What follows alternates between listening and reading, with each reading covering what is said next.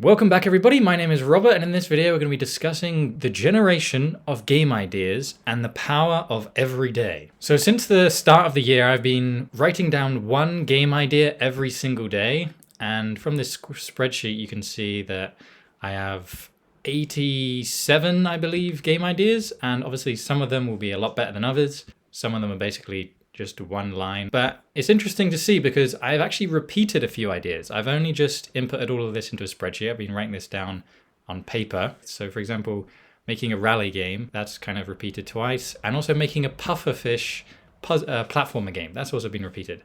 And what this is telling me that is I have ideas in my head that keep coming back to me. And by writing them down and looking at them like this, I can see that I have things that I like. And you might look at these game ideas and think, man, I would never make that game. But that's okay, because the idea is it's all personal to ourselves. And by doing this every single day, we're giving ourselves space to be game developers every day. So by doing something little every day, you are keeping on top of your passion. You must also remember that a game idea isn't actually copyrightable. It's just a string of words that loosely describe an idea. From the same description, you could make multiple games. So for example, a mural painting game, if you use that phrase, then there's a million different ways you can go with that.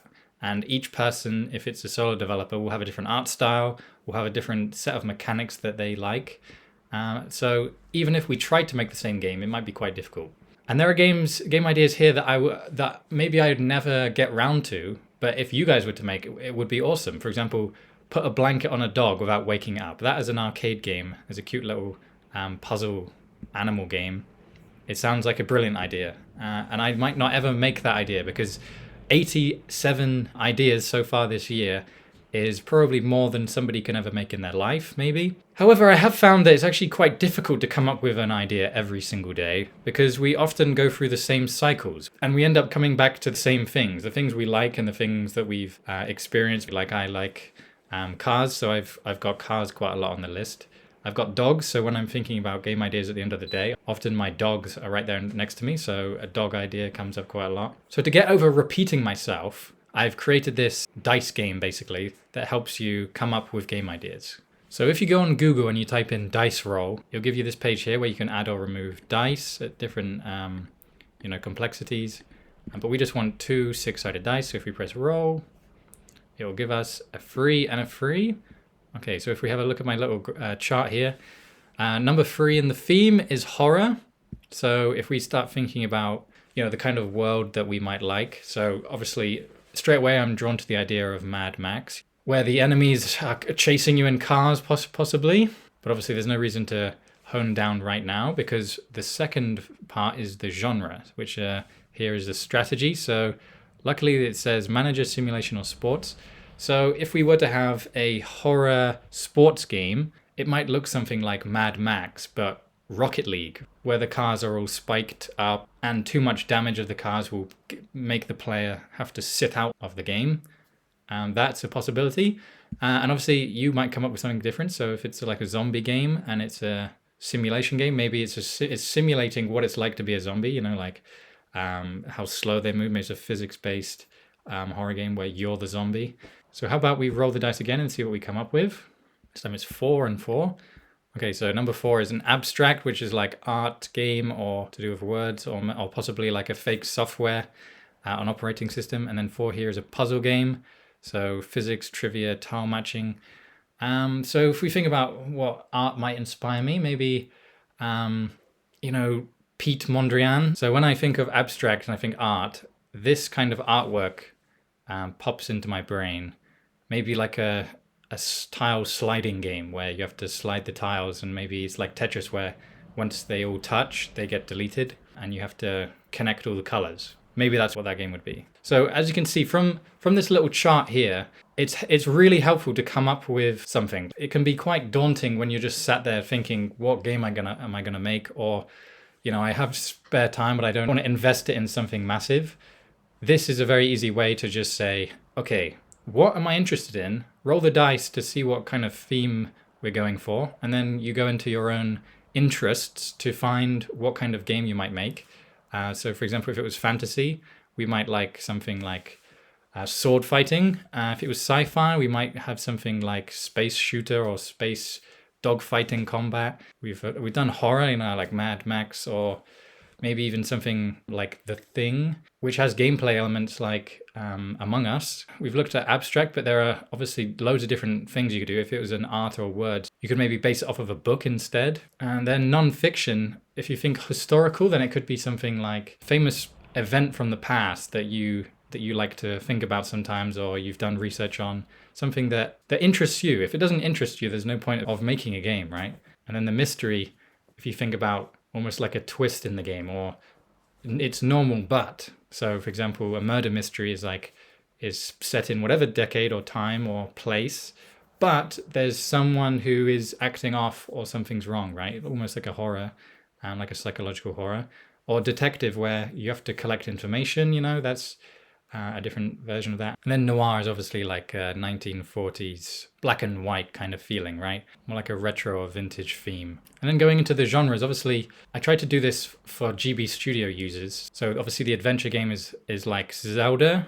Action game would be like a platformer like Mario. Strategy game might be something like Advanced Wars. Puzzle games is something like Tetris. Art game is something that we've obviously looked at before on my channel, where it might be like a gallery or maybe a music album. And an RPG might be something like Pokemon. And obviously, like I've gone through already, I think the theme is the best place to start, because it kind of gives you a personality for the game already. It gives you a world to set it in, and there can be multiple games based in the same world. And thinking about it broadly like that gives you a more creative freedom, in my opinion. However, you can start with the genre. And that's obviously the two different ways of tackling a game. Maybe you want to make an adventure game, and then you have to think about what the kind of world that it might be set in to fit the mechanics that you're using. And that is a completely fine way of doing it too, but I do believe that coming up with the theme first is more helpful for both new developers and for having more fun, I think. And like I said at the bottom here, not all game ideas are equal.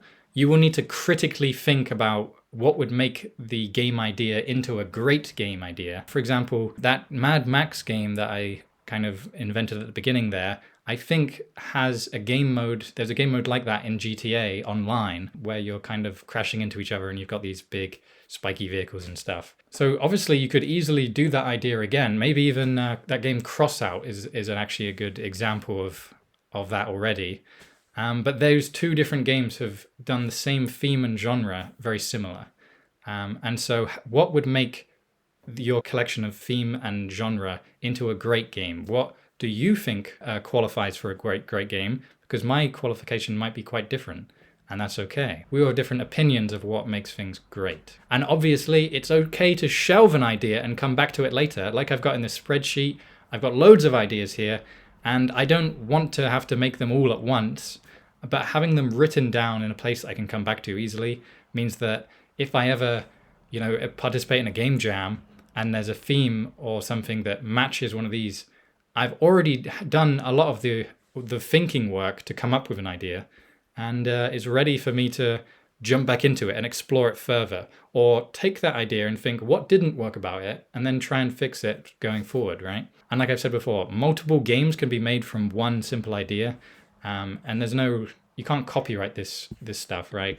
You can copyright the names, but you can't really copyright the idea. So really my plan for these ideas now will be to rank them based on what I enjoy, what I think is possible, and what I have time to complete. And there will be one game that rises to the top that I can say to myself, yeah, this I don't think will take very long. My skills match it perfectly, and I'm really infused to make it.